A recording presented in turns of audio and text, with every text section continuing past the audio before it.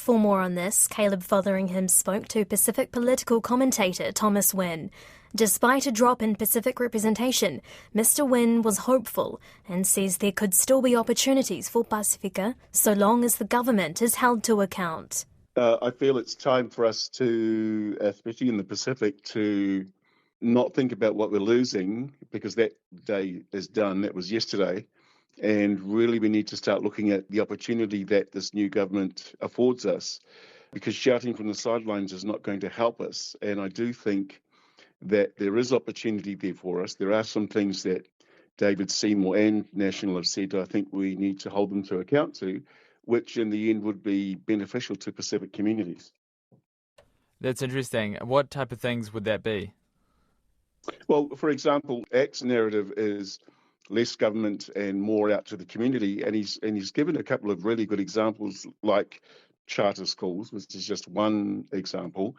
But if we see what the former Labor government did with COVID and vaccination, when they realised that vaccination numbers for Pacific and Māori were going to adversely affect the whole population coming out of lockdown, they then pivoted out of holding the power and the purse string and gave it to the community. And we saw those numbers rise. I was working in the Labor leader's office when that was happening. So the opportunity that they present us is that we can hold them to account to give the community more of what they need, to resource the community, to get the community to fix what the community needs to be fixed and to strengthen what we need to strengthen.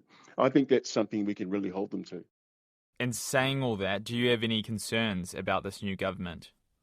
Yeah, I do have concerns. I think the track record for National has been one where they call them the squeezed middle, but you know, for the most part, people below that squeezed middle are our communities, and generally they haven't fared well. And generally speaking, I think the narrative was definitely around attacking beneficiaries, the brown communities, and when I hear comments like good, hard-working Kiwis, I don't know that that has our people in that frame, and that's the bit that concerns me. So we now have to raise that, I think, and highlight that, because what's good for us is good for them also. If you want less Pacific and Māori people on the benefit and doing all those other things that they are saying we shouldn't be doing, then help us to do that by giving us the resources to get ourselves out of that situation, because nobody knows that better than we do. And Chris Luxon has said that over and over and over again. Again, we sort of circle back, we need to hold him to account to that.